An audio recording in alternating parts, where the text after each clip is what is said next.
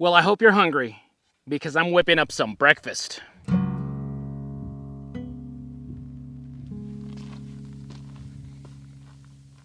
Hey, what's up, everyone? James from Junkyard Fox. Thank you so much for joining me.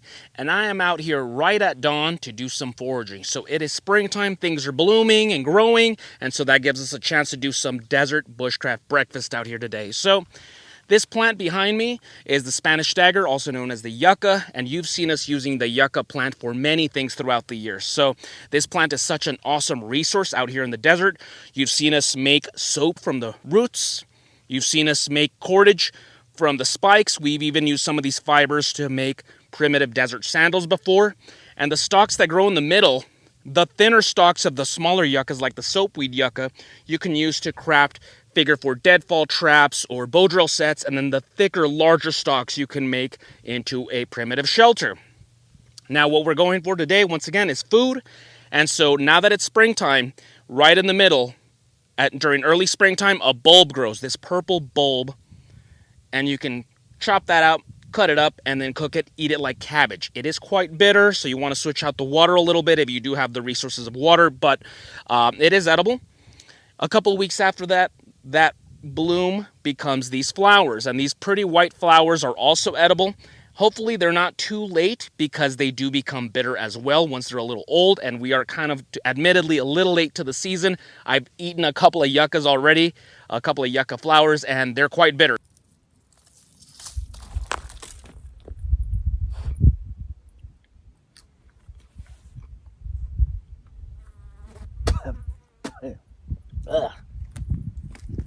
So this is the one that looks the healthiest to me is in this region, so let's take a gamble. And they're almost tasteless. If you've tasted flour before, it's got that waxy, papery texture to it. A little bland, but I did bring some butter, so hopefully that helps with the flavor. I just don't want it to be overly bitter. So let's try one out. And it is a flower, so keep in mind it's going to attract pollinators, and then pollinators are going to attract predators. So be sure that you don't have a spider or some kind of bug in here, a bee. So just be cautious with that. Here are these pretty white petals.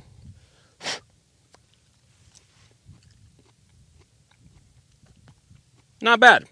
I can taste the bitterness starting to set in, but I think it's young enough where we can gather a little bit and then take it to our campsite and then cook it up with some butter, and it'll be some good eating. So let's get to it.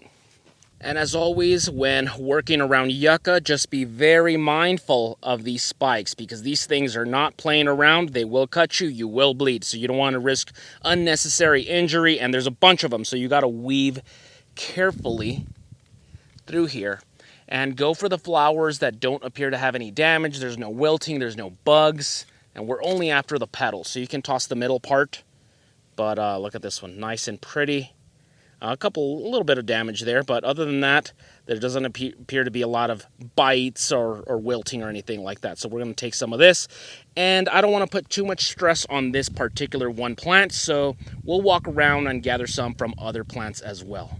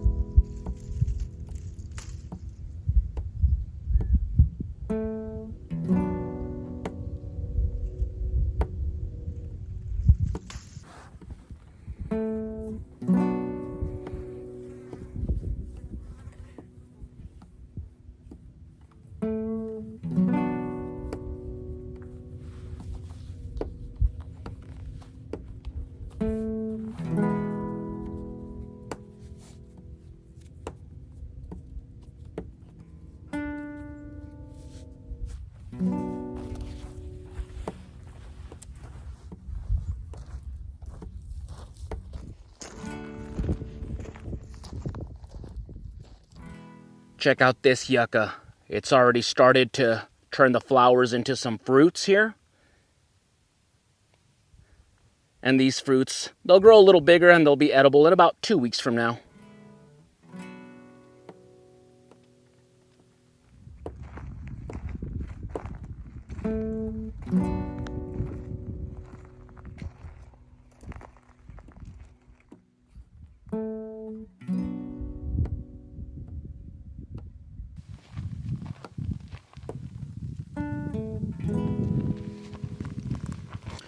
So here's our next target for today's breakfast. This is the prickly pear cactus, and just like the yucca, we've spoken about the cactus and its many uses several times on this channel. So if you find a large enough cactus pad, you can actually hollow it out and you can actually use it as a container. You can stone boil water in there to make it drinkable, and of course it is a food source. So today we're after the nopalitos.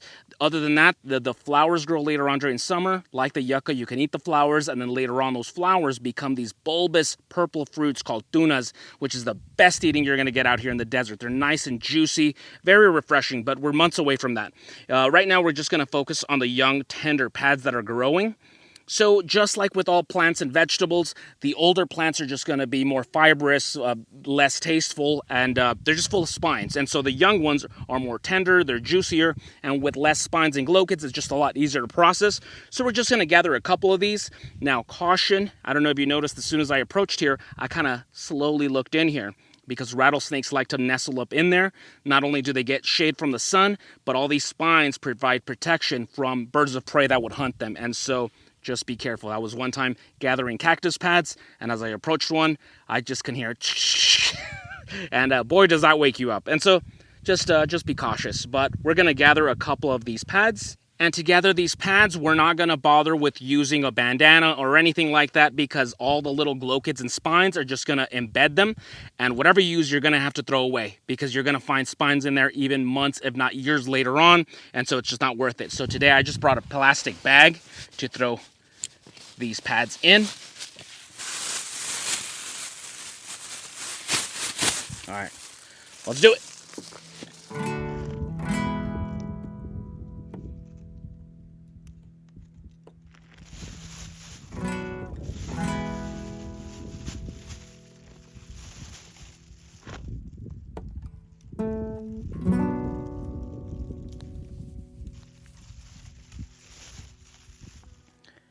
Okay, I gathered about 6 cactus pads, and now let's go ahead and start scraping off some of these glochids. Now, we don't have to scrape off everything because we are going to be singeing them off with our gas stove, but it doesn't hurt to kind of get some taken care of now.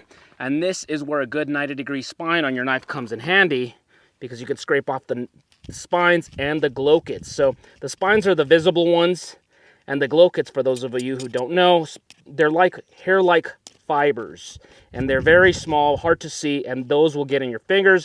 It's even worse if you get them in your mouth, like on your tongue. It's the worst. So hopefully we can burn most of those off, but whatever we can kind of scrape off now, let's go ahead and do so.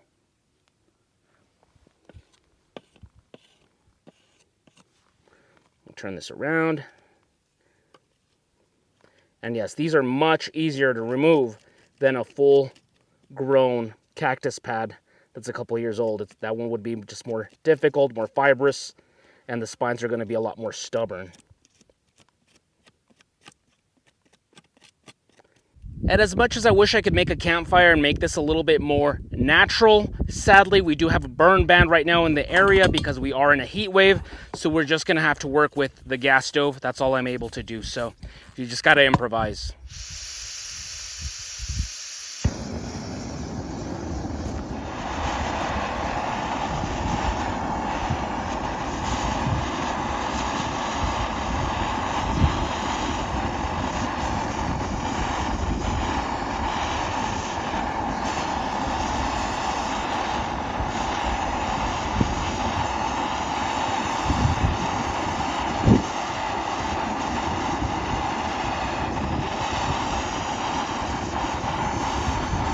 So the cactus has been singed off now. Let me just cut out the very edges that may still have some few remaining glochids. I'm not too worried. And if I had spare water, I'd probably give these guys a rinse, but I did not bring a lot of water this morning. So we're just gonna work as is. I mean, these are, I'd say they're even edible as is right now, but we're gonna make it a little tastier, just be a little bit more luxurious, I guess.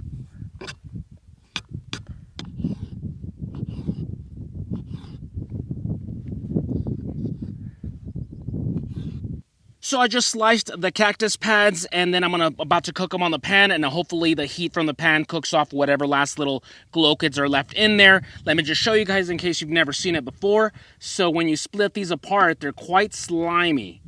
Look at that. Pretty gross. Grosses me out.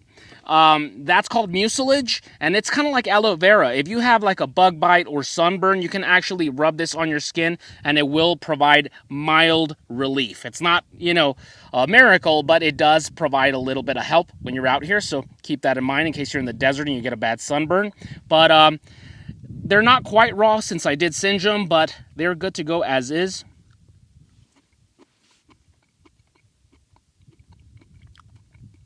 Tastes like a pickle, like the consistency of a pickle and okra, somewhere around there. I will admit I do like these better than yucca flowers, just because at this stage the yucca flowers are approaching that bitterness, where these just kind of taste like citrusy, like a lemony pickle. That's the best way I could describe them. But enough of that. Let's cook these up in some butter.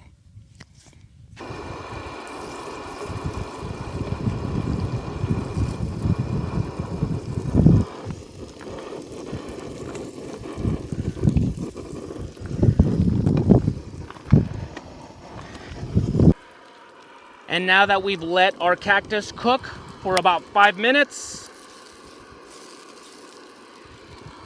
now we're gonna throw in our yucca flowers. Hopefully they're not too bitter.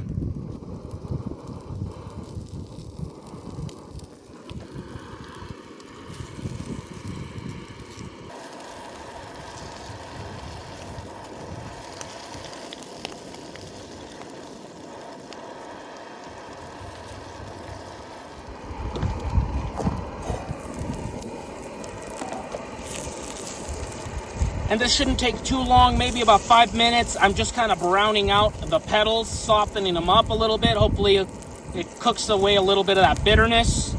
And let's put some spices in here as well.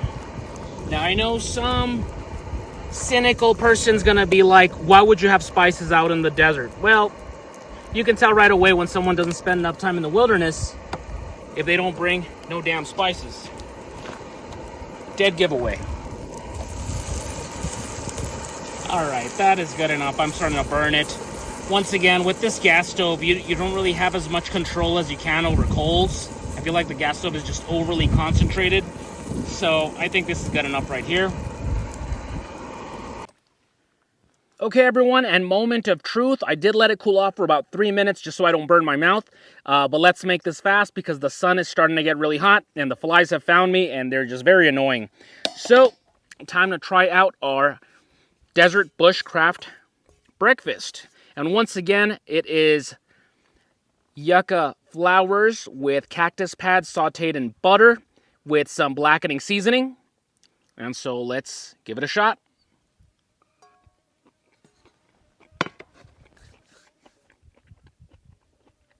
It's not bad.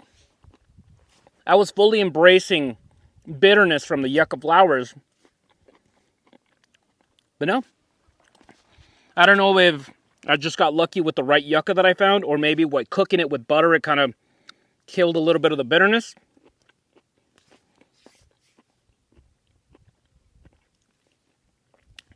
So the yucca flowers have taken on the consistency of very thinly sliced onions when you saute them. Without the sweetness, without the caramelization of onions. But it has that texture.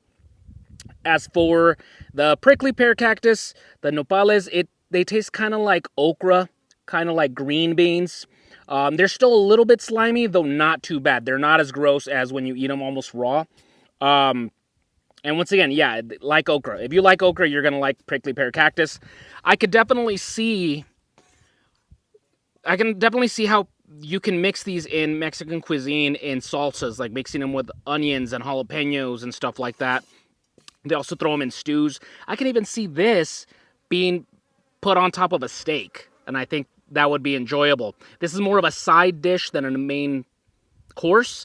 However, once again, this is all we have out here in the desert. If I went out hunting this morning and I had no luck trying to, with a rabbit or anything, and all I had was, yucca flowers and cactus pads, I'm not going to go to bed hungry, especially the cactus. There's an abundance of cactus pads out here, and during the springtime, there's just no shortage of the young, tender pads. They do take a little bit of work to process, but once you chop them up, cook them up, they're good to go. And yeah, you just got to get past the sliminess part, I will say that. But once again, once you cook them, it kind of calms it down a little bit. All things considered, not a bad meal to practice when you're out in the desert and you're looking to try your hand at wild desert edibles. And these plants are very easy to identify. They're very distinct, so you're not going to mix them up with something that may be poisonous or anything. So, yeah, bottoms up.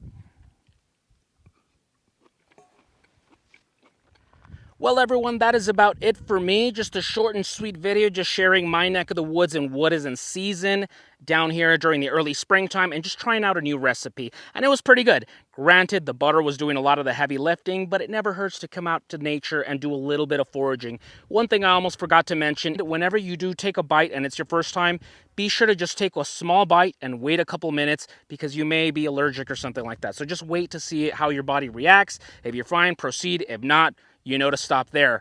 To an outsider, the desert may seem like this barren and empty place, very lifeless, but that's not true. There's so much opportunity out here. There's food, there's ways to make cordage and shelter, stuff like that, and I'm always trying to share that to the world. So if you enjoyed this video, please give us a thumbs up, comment down below if you have any questions, comments, suggestions, and in case you're interested in more desert survival type plants, I'll have this video right here in the corner talking about my 11 favorite plants and what we've done with them.